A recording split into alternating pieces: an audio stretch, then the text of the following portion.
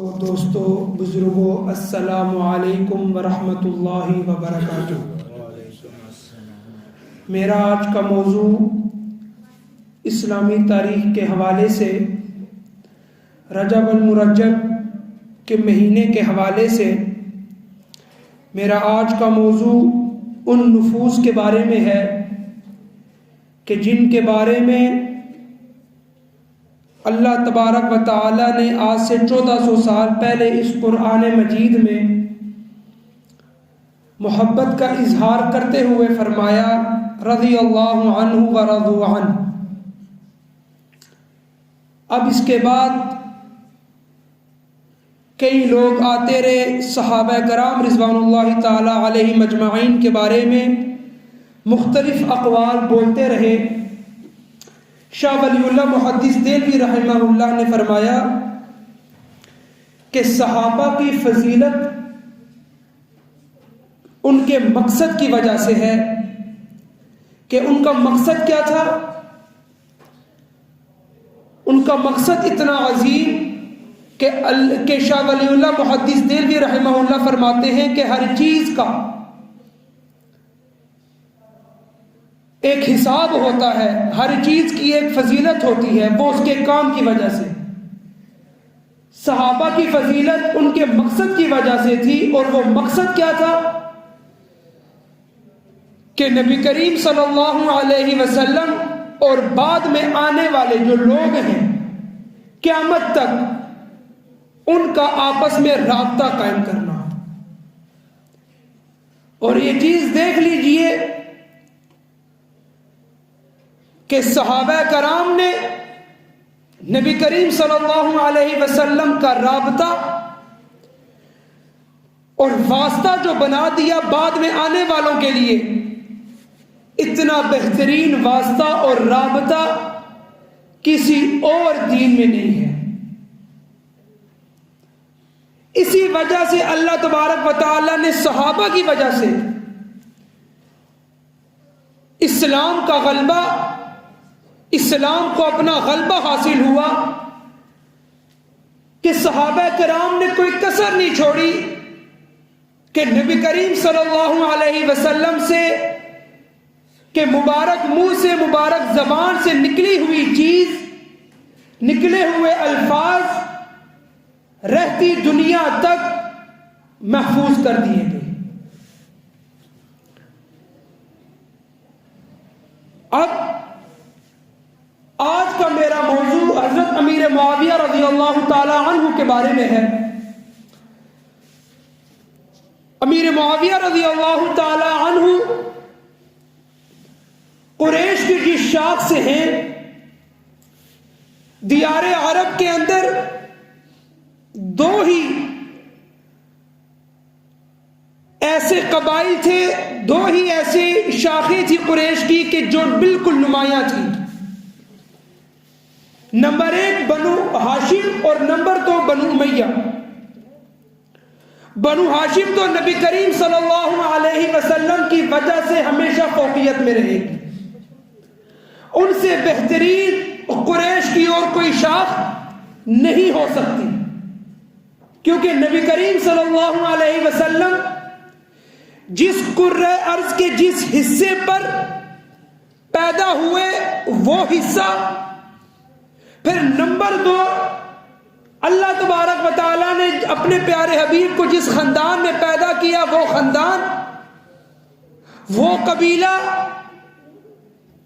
وہ عرب رہتی دنیا تک تمام انسانیت میں فوقیت میں رہیں گے، کیونکہ ان میں پیدا کون ہوئے؟ ان میں پیدا ہوئے رحمت للعالمین۔ بھلا ان سے بڑھ کر کون ہو سکتا ہے؟ اسی لیے بنو ہاشم کا مقام اپنی جگہ ہے، اس تک کوئی نہیں پہنچ سکتا۔ پھر نمبر 2 بنو ہاشم کے ذمے جو بہت بڑی ذمہ داری تھی، وہ یہ کہ مکہ کے اندر حرم میں حاجیوں کو پانی پلانے کی، یہ بھی بڑی اونچی ایک ان کی ذمہ داری تھی۔ لیکن اس کے بعد جس کا نمبر ہے وہ ہے بنو امیہ۔ بنو امیہ، بنو عبد الشمس اور پھر آگے بنو عبد مناف۔ بنو عبد مناف پر جا کر بنو امیہ کے اور بنو ہاشم کے سب اکٹھے ہو جاتے ہیں، جیسے محمد بن عبداللہ بن عبد المطلب بن ہاشم بن عبد مناف۔ اسی طریقے سے اگر بات کی جائے امیر معاویہ سے، تو امیر معاویہ بن ابو سفیان بن حرب بن امیہ بن عبد شمس بن عبد مناف، اور جو حضور کے زمانے میں جو ان کے بالکل برابر تھے وہ تھے سفیان بن حرب بن امیہ بن عبد شمس بن عبد مناف۔ عبد مناف پہ جا کر سب کا شجرہ نسب ایک ہے۔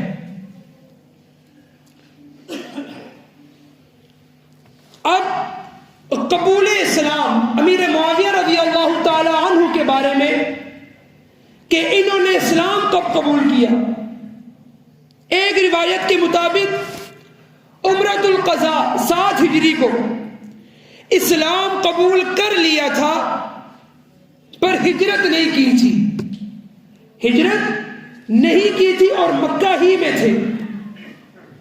پھر نمبر 2، ایک روایت کے مطابق عمرۃ القضاء میں خود نبی کریم صلی اللہ علیہ وسلم کے ہاتھ پر اسلام قبول کیا، لیکن اپنے والدین کی وجہ سے، ابو سفیان رضی اللہ تعالی عنہ کی وجہ سے، اس وقت وہ اسلام نہیں لائے تھے، ان کی وجہ سے اور اپنی والدہ کی وجہ سے، ہندہ بنت عتبہ کی وجہ سے اپنے اسلام کو مخفی رکھا، کیونکہ ان کی طرف سے بڑی سختی تھی اسلام میں، یہ اسلام نہ قبول کر لیں، لہذا اور مکہ کے اندر ان کا اثر رسوخ بھی تھا، اور پھر لوگ ان کو سنتے تھے، لوگ ان کی بات مانتے تھے، یہ مکہ کے اندر سردار کی حیثیت سے تھے، اور اگر سردار کے گھر میں اس کا غیر مذہب نکل آئے تو اس کی وہ طاقت نہیں رہتی، اور ابو سفیان اپنی طاقت کو کھونا نہیں چاہتے تھے، لہذا بہت سختی تھی، لیکن امیر معاویہ رضی اللہ تعالی عنہ اسلام قبول کر چکے تھے عمرۃ القضاء میں سن 7 ہجری میں۔ اب لیکن ان کا تعلق کیسا تھا نبی کریم صلی اللہ علیہ وسلم کے ساتھ؟ ان کا نبی کریم صلی اللہ علیہ وسلم کے ساتھ بڑا ایک خصوصی تعلق تھا۔ وہ کیسے کہ نمبر 1، نبی کریم صلی اللہ علیہ وسلم کوئی بھی چیز لکھوانی ہوتی بادشاہوں کو، ملوک کو، کہ کوئی بھی خط لکھو مدینہ سے، میرے نام کا خط لکھو فلانے بادشاہ کو، سلاطین کی طرف، کیسر روم، اس طرح کے بڑے بڑے بادشاہوں کی طرف، تو وہ امیر معاویہ رضی اللہ تعالی عنہ لکھتے تھے۔ پھر نمبر 2، حضرت معاویہ رضی اللہ تعالی عنہ صرف خطوط نہیں لکھتے تھے، صرف خطوط نہیں پڑھتے تھے، بلکہ اللہ تبارک و تعالیٰ کے پیارے حبیب ان کو حکم دیتے تھے کہ اے معاویہ قرآن کی یہ آیت بھی لکھو، میرے اوپر یہ آیت نازل ہوئی ہے، معاویہ یہ آیت بھی لکھو۔ قرآن کی آیات نبی کریم صلی اللہ علیہ وسلم نے امیر معاویہ کے ہاتھوں سے لکھوائی۔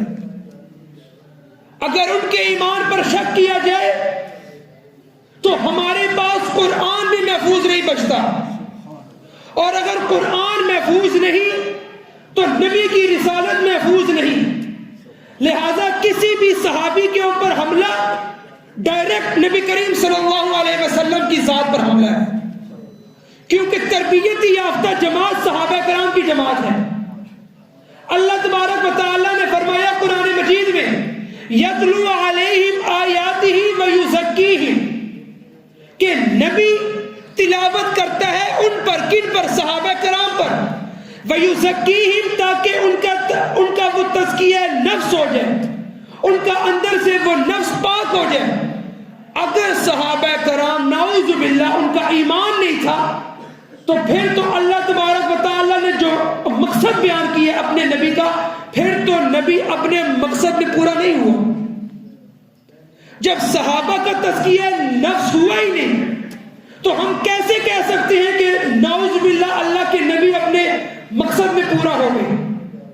اسی لیے کسی صحابیت کی ذات پر حملہ یہ ڈائریکٹ نبی کریم صلی اللہ علیہ وسلم کی ذات پر حملہ ہے. اگر وہ زبان سے نہیں کہتے لیکن ہم یہی سمجھتے ہیں. تربیتی یافتہ جماعت صحابہ کی جماعت ہے جن کی تربیت رحمت للعالمین نے کی ہے. جو منافق تھے ان کے بارے میں بتا دے کہ یہ منافق ہیں، لیکن جو منافق نہیں تھے ان کے بارے میں اہل سنت والجماعت کا ایک عقیدہ ہے، الصحابۃ کلھم عدول، تمام کے تمام صحابہ کرام عادل ہیں. اور ہم ہمیشہ صحابہ کی تعریف، ایک صحابی کی تعریف ہمیشہ عادی کرتے ہیں. صحابی کی تعریف یہ نہیں کہ جس نے نبی کی صحبت میں اسلام قبول کیا ہو یا صحبت میں ایک پل گزارا ہو وہ صحابی ہے. نہیں، صحابی وہ ہے کہ جس نے اسلام قبول کیا، نبی کی صحبت میں وقت گزرا ہو اور اسی اسلام کی دولت میں فوت ہو چکا ہو. یہ صحابی ہے. اسلام کی حالت میں، ایمان کی حالت میں فوت بھی ہوا ہو یہ صحابی ہے. صرف اسلام قبول کیا ہو اور نبی کی صحبت پائی ہو یہ صحابی نہیں ہے. کئی ایسے لوگ تھے کہ جنہوں نے بعد میں اسلام چھوڑ دیا تو ان کے بارے میں کیا کہیں گے کہ وہ مسلمان تھے؟ نہیں، وہ مسلمان نہیں تھے. مسلمان وہی ہے، صحابی وہی ہے کہ جس نے ایمان کی حالت میں نبی کی صحبت میں وقت گزرا ہو اور اسی ایمان کی حالت میں فوت ہو گیا. اب یہ تو صحابی کی تعریف ہے. نبی کریم صلی اللہ علیہ وسلم کے خصوصی تعلق میں امیر معاویہ تھے. بادشاہوں کی طرف خطوط لکھنے ہیں، ان کے خطوط آنے ہیں تو پڑھنے کس نے؟ امیر معاویہ نے. جو 36 سے 40 کاتبین وحی تھے ان میں سے امیر معاویہ رضی اللہ تعالی عنہ بھی تھے کہ جو قرآن کو لکھا کرتے تھے. اب پھر کنیت ان کی عبد الرحمن تھی، لیکن رشتے نبوت کی وجہ سے ان کو خال المؤمنین احتراما کہا جاتا ہے. رشتے نبوت کی وجہ سے کیا مطلب کہ امیر معاویہ رضی اللہ تعالی عنہ کی بہن ام حبیبہ رضی اللہ تعالی عنہ نبی کریم صلی اللہ علیہ وسلم کے نکاح میں تھی، اور یوں امیر معاویہ رضی اللہ تعالی عنہ نبی کریم صلی اللہ علیہ وسلم کے سالے بنے، کیونکہ ان کی بہن نبی کے رشتہ ازدواج میں تھی. اب دیکھیے کہ ان کو اہل سنت والجماعت احتراما خال المومنین، ایمان والوں کے ماموں جان کہا جاتا ہے.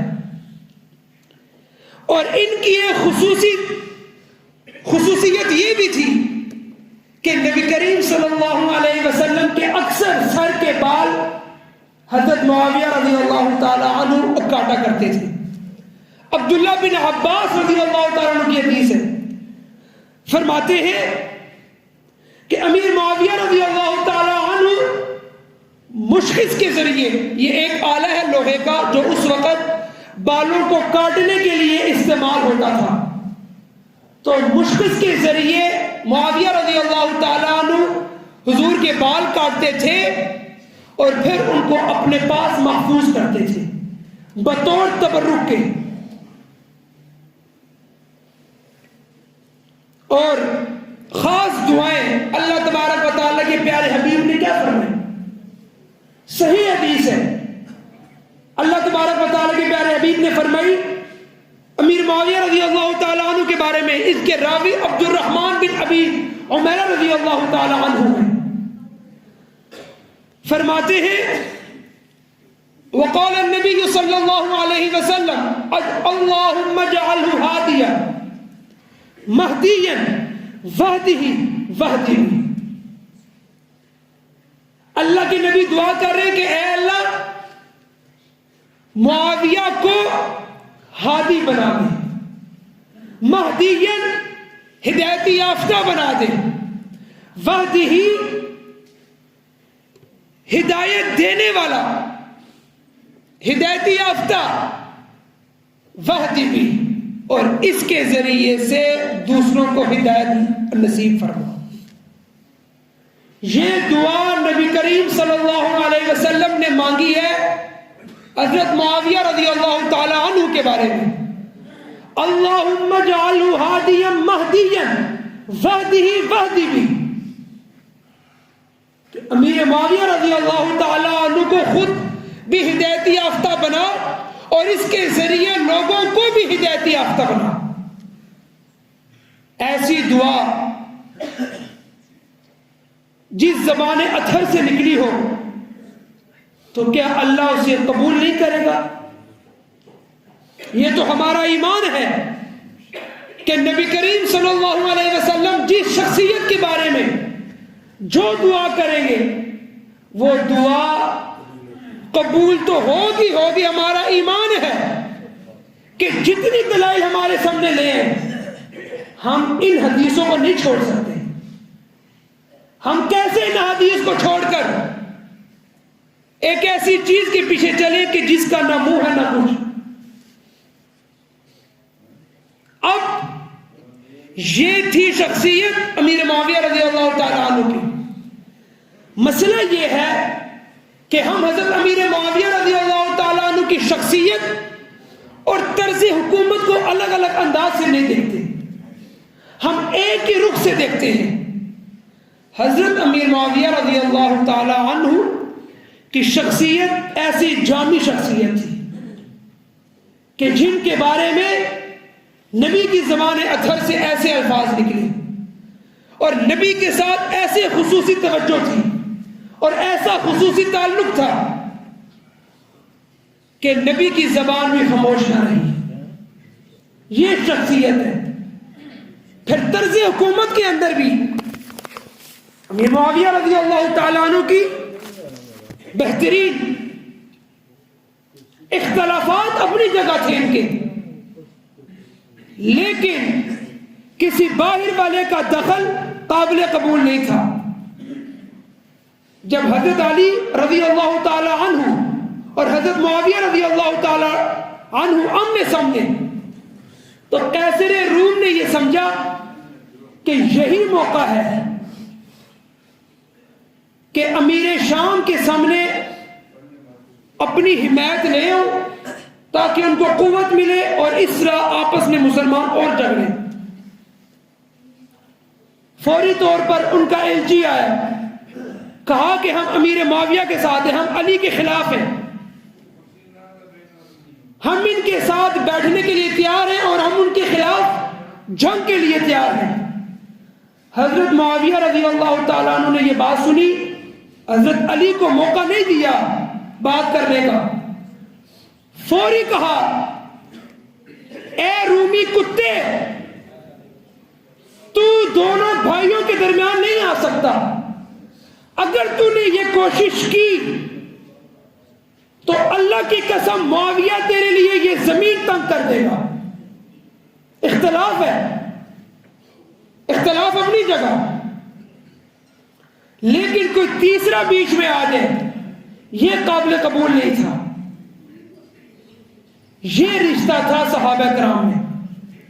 اور پھر اتنا نہیں کہ 3 خوارج نے منصوبہ بنایا, کہاں پر؟ مدینہ میں, کہ اجتماعی قتل کیا جائے گا عالم اسلام کی 3 بڑی شخصیات کا.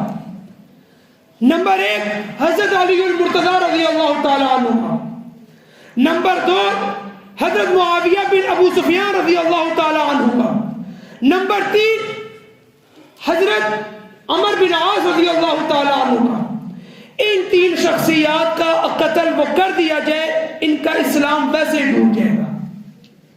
منصوبہ بنا 40 ہجری کو ایک تاریخ طے ہوگی 17 رمضان المبارک کہ تینوں، ایک کا نام ہے عبد الرحمن بن ابی ملجم، نمبر 2 ہے برق بن عبداللہ تمیمی، اور نمبر 3 ہے عمر بن تمیمی۔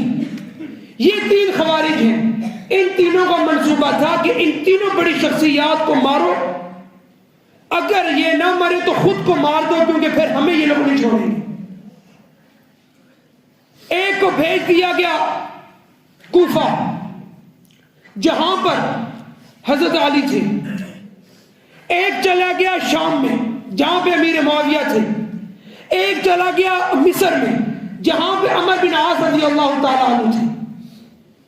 صبح کی نماز کی پلاننگ تھی تینوں کی کہ تینوں بڑی شخصیات کو ختم کریں گے، تینوں پر بیک وقت حملہ ہوگا، اور حملہ ہوا۔ حضرت علی المرتضیٰ رضی اللہ تعالیٰ عنہ کے نماز پڑھانے کے لیے، کیونکہ اس وقت کا جو خلیفہ ہوتا تھا یا گورنر، وہ خود بڑی جامع مسجد میں جا کے نماز پڑھاتا تھا عوام کو، آج والا حال نہیں تھا۔ حضرت علی المرتضیٰ رضی اللہ تعالیٰ عنہ کے ان پر وار کیا عبد الرحمن بن ابی ملجم نے، اس بدبخت نے وار کیا، اور خنجر بھی وہ زہر آلودہ تھا۔ حضرت علی المرتضیٰ رضی اللہ تعالیٰ عنہ اس کی زخموں کی تاب نہ لا سکے، اور 3 دن بعد 21 رمضان مبارک کو شہید ہو گئے زخمی ہونے کی وجہ سے۔ ادھر شام میں حملہ ہوا امیر معاویہ رضی اللہ تعالیٰ عنہ کے اوپر، وہ کیا برق بن عبداللہ نے۔ اس نے جب حملہ کیا تو ان کی پیٹھ کے اوپر وار لگا، لیکن ان کو فوری طور پر صحابہ کرام اٹھا کے لے گئے اندر، اور پھر اس کو پکڑ لیا برق بن عبداللہ کو۔ اس سے پوری تفتیش ہوئی کہ تم نے یہ کیوں کیا؟ تو برق بن عبداللہ نے کہا 1 منٹ ذرا مجھے چھوڑو، میں تمہیں ایک خوشخبری سناتا ہوں۔ صحابہ نے چھوڑا، کہا ہاں، کہا میں تمہیں ایک اور بات بتاؤں، تم تو مجھے یہاں مار دو گے، لیکن وہاں پر کوفہ میں حضرت علی کا کام تمام ہو چکا ہے۔ جب یہ خبر پہنچی امیر معاویہ رضی اللہ تعالیٰ عنہ کو، فوری طور پر حضرت معاویہ نے حکم دیا کہ اس بے ایمان کو فوری طور پر قتل کر دیا جائے۔ اس نے ایسی بات کیوں کہی؟ نمبر 3 جو حملہ ہوا مصر میں حضرت عمر بن عاص رضی اللہ تعالیٰ عنہ کے اوپر، لیکن اس دن وہ اتفاقاً بیمار ہو گئے، ان کی جگہ جا کے نماز پڑھائی خارجہ بن حبیب اللہ رضی اللہ تعالیٰ عنہ نے، اور اتفاقاً انہی پر حملہ ہوا اور وہ شہید ہو گئے۔ جب یہ خبر پہنچی عالم اسلام میں، حضرت امیر معاویہ رضی اللہ تعالیٰ نے اپنا سر جھکا دیا، کہا انا للہ و انا الیہ راجعون۔ یہ کہتے کہتے اندرون خانہ چلے گئے، وہاں پر رو رہے۔ ان کی بیوی نے کہا کہ اے معاویہ، آپ نے تو حضرت علی سے جنگ و جدال بھی کیا ہے۔ کہا کہ تمہیں نہیں معلوم کہ آج عالم اسلام فقہ، علم، تواضع ایسی متحمل شخصیت سے اسلام آج محروم ہو چکا ہے۔ آج حضرت علی شہید ہو چکے ہیں، میں کیسے نہ رہوں؟ اختلاف اپنی جگہ تھا، میرے مطالبات اپنی جگہ تھے، یہ کوئی کفر اور اسلام کی جنگ نہیں تھی۔ میری اور اس کی رہنمائی، ہم دونوں کی تربیت خود نبی کریم صلی اللہ علیہ وسلم نے کی، اپنے آنگن میں کی۔ آج وہ شخصیت فوت ہو چکی ہے۔ یہ محبت تھی صحابہ کرام کی۔ بہرحال اب جو پچھلے ہفتے میں نے کہا تھا کہ بات ہوگی مولود کعبہ کی، کہ ایک بہت بڑا پروپیگنڈا ہے جو بھی ہے، کہ لوگ سنتے ہیں کہ جھوٹی روایت، ضعیف روایت کہ حضرت علی المرتضیٰ رضی اللہ تعالی عنہ کی ولادت خانہ کعبہ کے اندر ہوئی، ایسی کوئی روایت موجود نہیں ہے۔ حکیم بن حزام رضی اللہ تعالی عنہ واحد صحابی ہے کہ جن کی ولادت اندرون کعبہ ہوئی، اور وہ کیوں ہوئی کہ فیل کے واقعے سے 13 سال پہلے ان کی والدہ حاملہ تھی، طواف کے دوران ان کو تکلیف ہوئی اور لے کے جانا بڑا مشکل تھا، تو فوری طور پر ان کو خانہ کعبہ کے اندر لے گئے اور وہاں پر جا کر ان کی ولادت ہوئی اور وہ پیدا ہوئے۔ دار اسلام کے آنے سے پہلے بھی خانہ کعبہ کا اسی طریقے سے احترام کیا جاتا تھا، کوئی وہاں پر نعوذ باللہ عورتوں کے بچے پیدا نہیں ہوتے تھے کہ وہ خاص جگہ ہو، نہیں، صرف ایک یہ صحابی اس لیے کہ ان کی والدہ جا نہیں سکتی تھی اور کسی جگہ پر، انہوں نے ساتھ ہی اندر کر دیا اور وہاں پر یہ پیدا ہوئے۔ ان کی عمر 120 سال ہے، انہوں نے جا کے فتح مکہ کے دوران اسلام قبول کیا، حکیم بن حزام رضی اللہ تعالیٰ عنہ، اور یہ حضرت ختیجہ جو کہ ان کی پہلی بیوی ہیں، ان کے سکے بھتیجے تھے۔ اور جب نبی کریم صلی اللہ علیہ وسلم کا بائیکاٹ ہوا تھا شام ابی طالب میں، تو اس وقت انہوں نے امداد کی تھی باہر سے۔ بہرحال یہ واحد صحابی ہیں۔ ہاں، جس راوی نے یہ روایت کی ہے مصعب بن عبداللہ نے یہ روایت کی، انہوں نے صرف اتنا ہی کہا کہ حکیم بن حزام رضی اللہ تعالیٰ عنہ کی ولادت خانہ کعبہ کے اندر ہوئی، نہ ان سے پہلے کسی کی ہوئی نہ ان کے بعد کسی کی ہوئی۔ اور اس کے آگے حاشیہ باندھا امام حاکم نے اپنی المستدرک میں کہ حضرت علی کی بھی ولادت ہوئی، اور اس کے پاس ان کے پاس کوئی جواز اور کوئی حدیث نہیں تھی، اسی لیے علامہ سیوطی رحمہ اللہ نے، علامہ نووی رحمہ اللہ نے ان کے اس قول کو ضعیف قرار دے دیا، صرف وہ حدیث لے لی۔ تو لہذا مولود کعبہ حضرت علی المرتضیٰ رضی اللہ تعالیٰ عنہ نہیں ہے، ان کے باقی اتنے فضائل ہیں ان کو بیان کیا جائے، نہ کہ ایسے جھوٹے مسائل بیان کیے جائیں، فضائل کہ جن کے بارے میں کل اللہ ہم سے بھی سوال کرے کہ عوام کیوں، اللہ کے نیک بندے کیوں اس چیز سے جاہل ہوئے۔ اور نمبر 2 آخری چیز، جو کنڈے ہیں جو ہمارے عام طور پر اس معاشرے میں رجب کے مہینے میں حلوہ پوڑی یا کوئی بھی چیز بنا کر دی جاتی ہے، 22 رجب کو کیا ہے جی، امام جعفر صادق رحمت اللہ علیہ ان کی وفات ہے۔ اگر دیکھا جائے تو سن 80 ہجری میں یا 83 ہجری میں ان کی پیدائش ہے، اور سن 147 میں ان کی وفات ہے، اور تاریخ میں ربیع الاول اور شوال کا مہینہ ہے، ان دونوں میں اختلاف ہے، رجب کا کوئی بھی تذکرہ نہیں ہے۔ مسئلہ یہ ہے کہ شروع میں انہوں نے بنانا شروع کیا، لیکن جب لوگوں نے پوچھا کہ یہ کیوں بناتی ہو خاص 22 رجب کو، تو کہا کہ امام جعفر صادق کی پیدائش ہے، حالانکہ ایسی چیز نہیں ہے۔ ان کے تو اختلاف ہے ربیع الاول اور شوال میں، لیکن 22 رجب کو ایک کام ہوا تھا۔